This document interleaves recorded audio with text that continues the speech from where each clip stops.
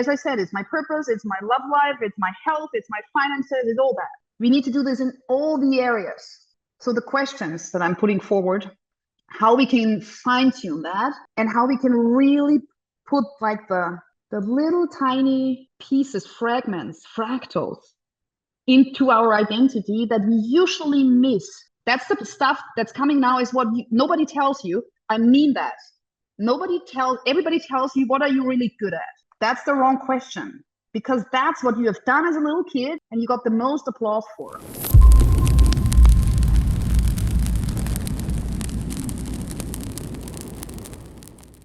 Integrity is you being happy with yourself and what you do, and everybody else is happy with that too. That's how you feel integrity. So it's not I'm doing stuff and everybody else applauds me and finds that great, but I'm actually burning out, or I'm not sure, or I'm insecure if I'm good enough. All these questions that we have where we think we might be off, or the other way around. I totally rock this, but nobody else gives a damn. Or I get a lot of people questioning, I don't know, my methods, my how I look at things, my perspective, all these things. So that is integrity in a nutshell. And it doesn't matter how old we are, physically, social, emotionally, spiritually, cognitively, integrity is very tightly knit, interwoven with our identity. And it's one of the big things that we're always questioning again and again. Who am I? What am I doing here? What is my purpose? How can I be of service? How can I even be myself? And then maybe of service, ideally.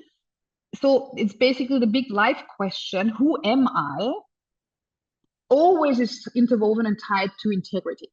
Because if we answer the question without integrity, we're not aligned with something that's bigger than our body, and we're just in our imprint. And to be in integrity, we have to be aware of what we're doing, which is some description of awakened, and we have to have some agency with that.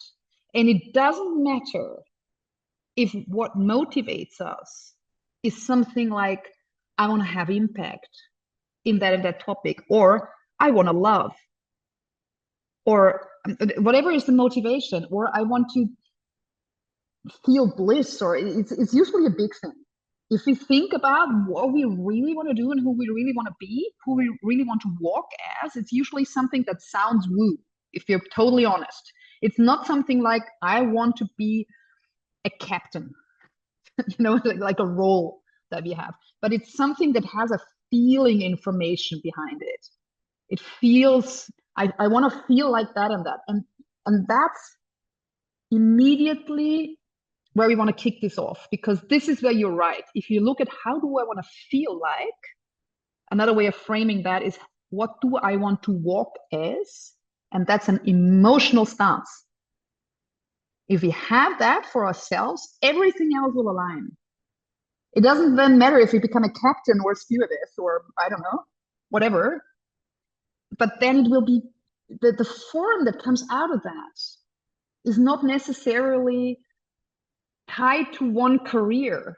And we already know that, at least in my generation, I had 3 careers so far, and they were very different from each other, like totally different. So to think I'm going to do this now with my life forever doesn't exist anymore.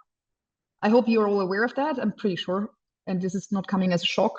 But what it gives us is 2 things: a lot of perspectives and the ability to change, the possibility to change, to course correct, to try something else. And also, it might confuse us totally, and we might feel totally lost if we don't know where we want to head towards in a sense with integrity, which means we know I want to feel like this and this. And that creates 5 to 7 ways of how we can live that. Forms, jobs, or ways of living. Basically, we get to reinvent ourselves repeatedly. We have artificial intelligence coming on so fast what is the question that comes from artificial intelligence that artificial intelligence is prompting us with? The question is, what do I really want to do as a human being? Because everything that's kind of mundane will be taken by technology. So the only thing that's relevant in the future is something that you can embody. Integrity in my framework is along, there's going to come some, what's the word? Expert lingo. The framework that I've created has 5 patterns that along those we evolve. And everything you can measure, any kind of human expression, language, art, architecture, your facial expression, etc. Everything can be mapped along that. And integrity is on the pattern of saturation. What does that mean? That means it has everything to do with how many emotions you can embody yet. What does emotion mean in that context? How many emotional perspectives you can hold. And what does that mean? That means, can you stand as everybody else here in this space in Marie's shoes when she looks at an open fridge? Can you stand in Adam's shoes when he looks at a train? I don't know. It will create pictures in your head. How does that feel for, that's very blunt examples. Of course, I mean life scenarios. We can take the example of when I'm hungry. Can you stand in my shoes when I'm hungry? I hope not. It's not so much fun. And how does that feel for somebody else? Some people get hangry, others don't get hangry at all. But that's what I mean. It's an emotional perspective. And can you switch? Can you relate? And that gives you emotional density, emotional maturity. And the more perspectives you can embody, the more conscious you are. So you don't do this with your mind. You have to really feel with the person without losing yourself. That's an advanced practice. How can I relate without losing myself? It's basically, and I'm here and there going to go into certain life areas today that refers to the questions you've privately put forward to me via email or other messengers. So in that sense, if I can't do that, I get scared to lose myself in intimate situations. Very masculine thing to do. Classic man is scared to melt into the woman and lose himself.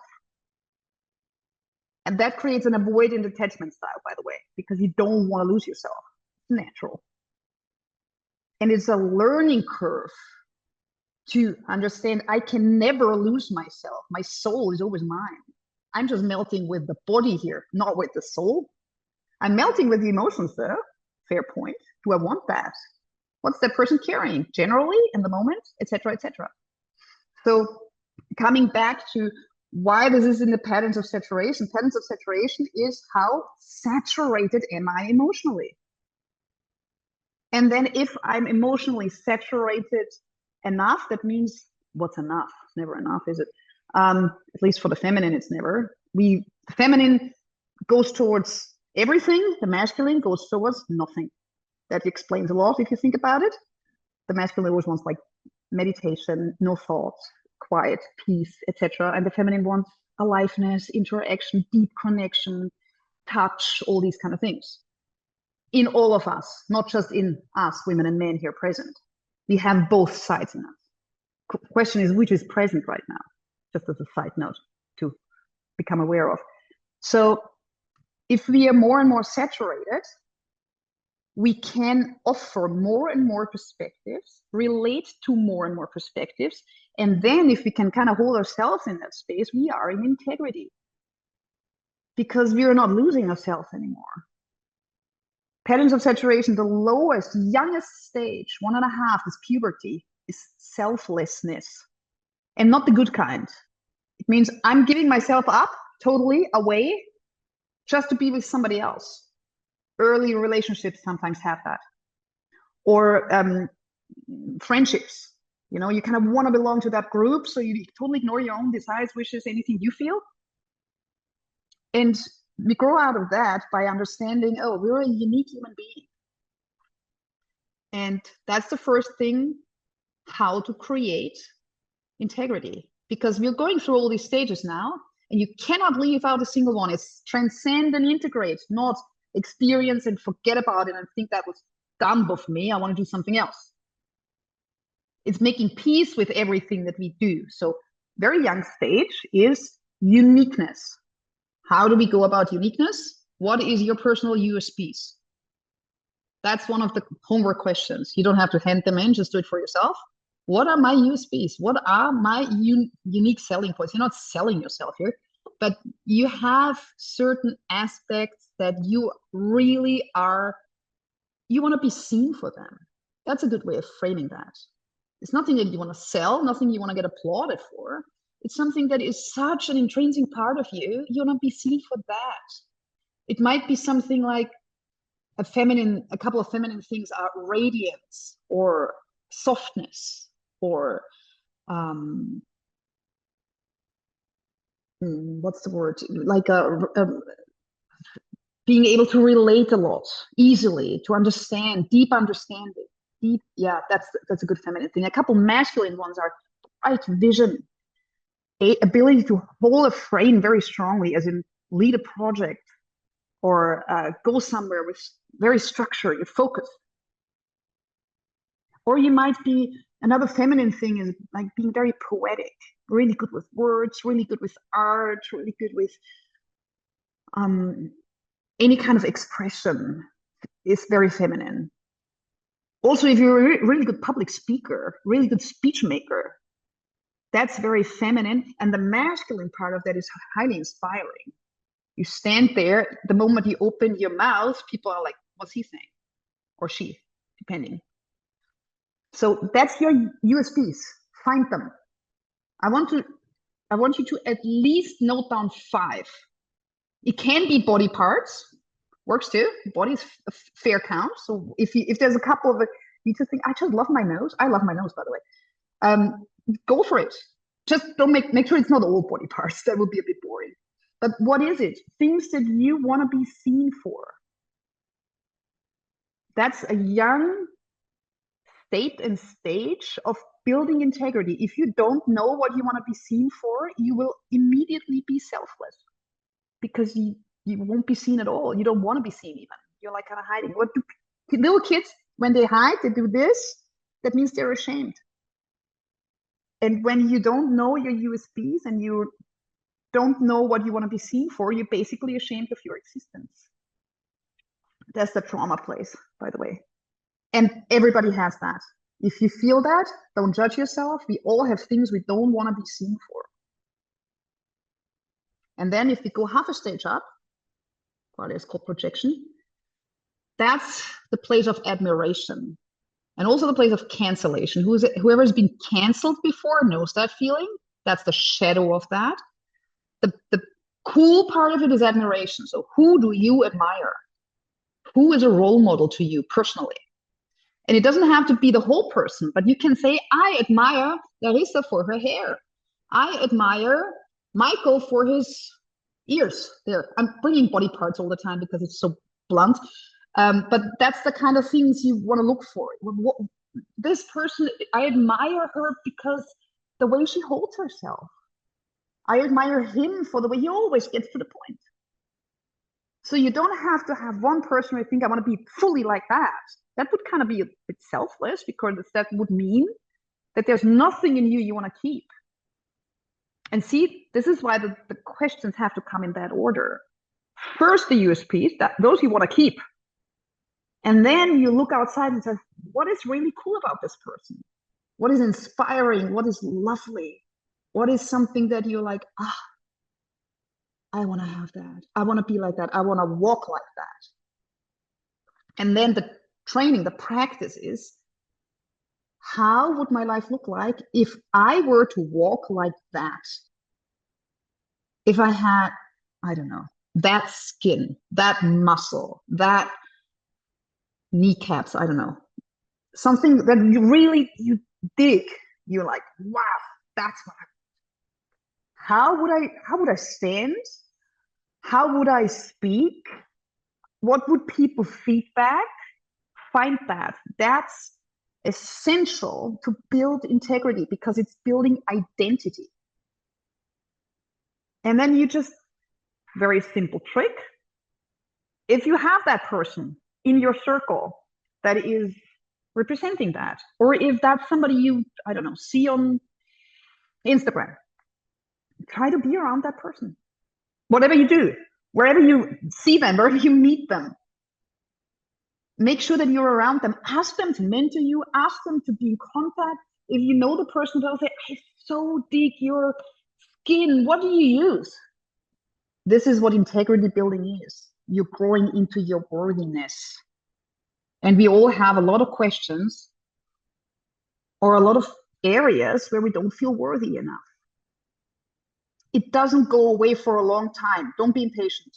That's a stage 5. There is 0.5% of the human civilization at home in stage 5. And they're usually beyond 60 plus. Until then, we have that question. So you will always find something that you're like, oh, there's another piece of me that I just dug up somewhere or found my left shoulder, whatever, that I don't feel is good enough. So what can you do about it? Find your USPs, find who you admire. And then stage 3, find a group, a setting, an organization, a team, any kind of system, a relationship where you feel like I want to belong to that. I want to be of service there. I want to contribute to that. It can be an idea, but that's too abstract. That would be the masculine bypassing for all those who went there immediately. Yes, but you want to do it with people. Who are the others? And look how funny that is for ego transcendation. Find your USPs and then find the others who have the same USPs, which means you're not unique anymore. Pretty tough for our egos. Super good thing to do when you're young. You will have to do it repeatedly, otherwise you're lonely eventually. And also when you think you're totally unique, it's a tough thing to do.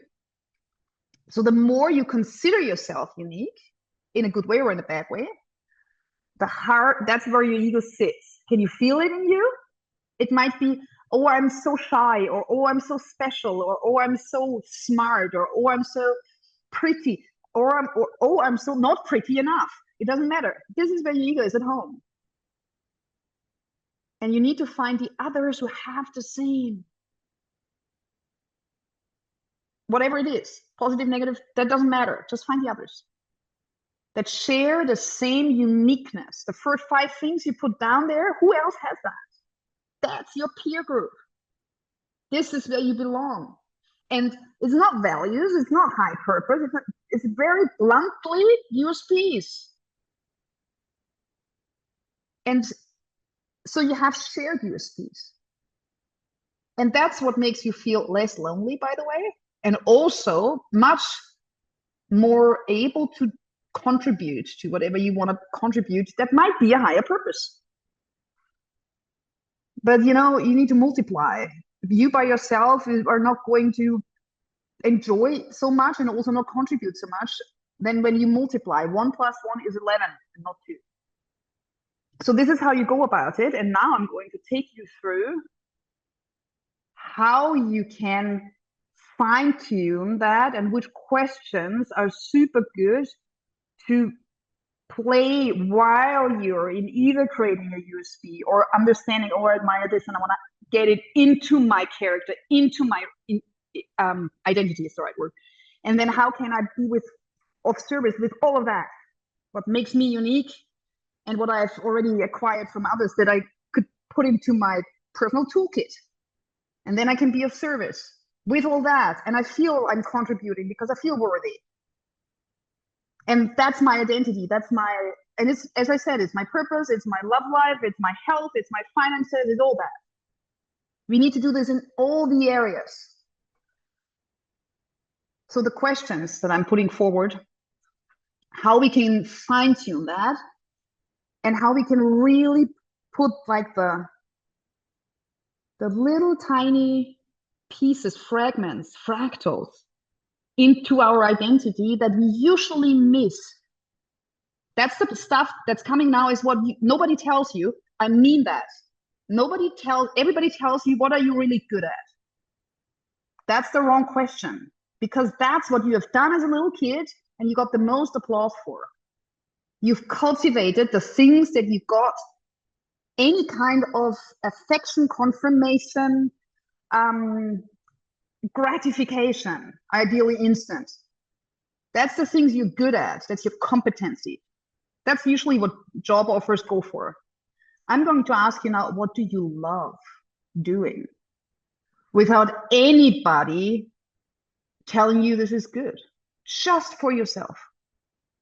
And you can go back in your minds. So what you love without getting any applause for it.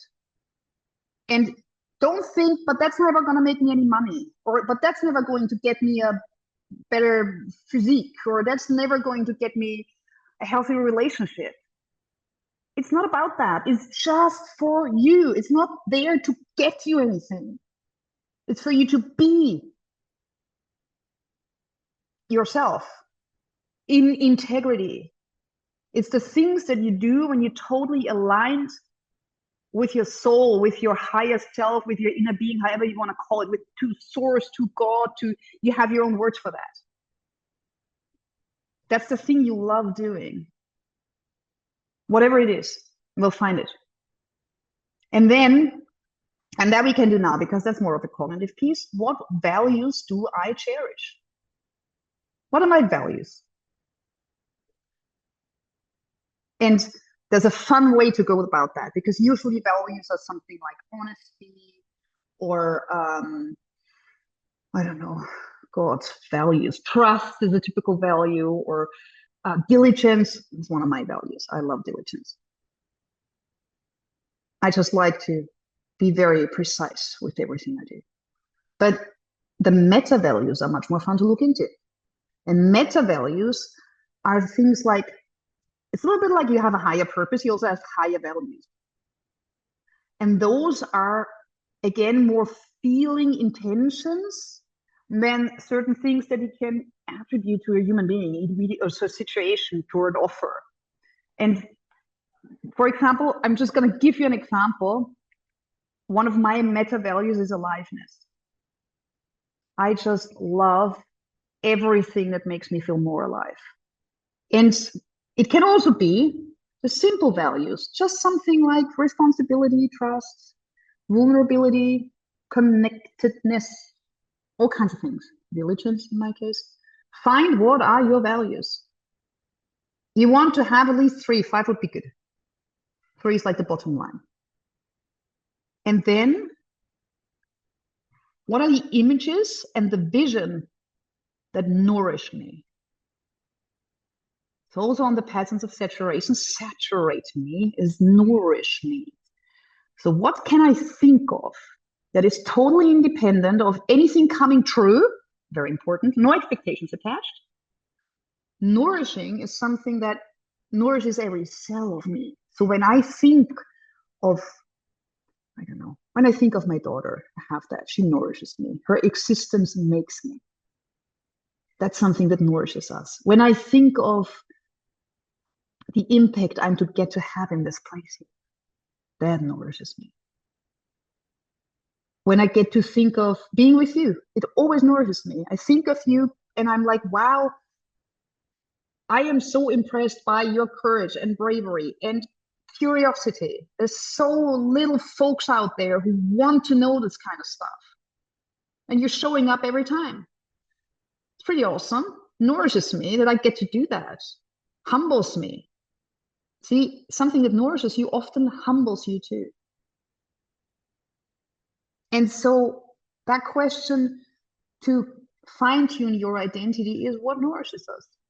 What can I think of? And when I think of it, I immediately feel like, oh, yeah, that. Just make sure it doesn't make you sad at the same time, because you don't have it right now. It's a bit tricky, especially when it comes to relationships or people. You want to nourish yourself with visions that are bright and shiny and wonderful. And it's a go-to, you know, when you're in a bad mood or when you're sad. I have certain things that nourish me. But if I just think of them, I'm like, oh, there we go, safe, sound, grounded, stable, held, all kinds of things. And that's making you. You see how that is related to identity? And all these pieces make you become more and make you grow more and more into your integrity, because all of this makes you is your unique perspective. It nourishes your perspective. It nourishes your, you have that unique possibility to look in the world, look at the world.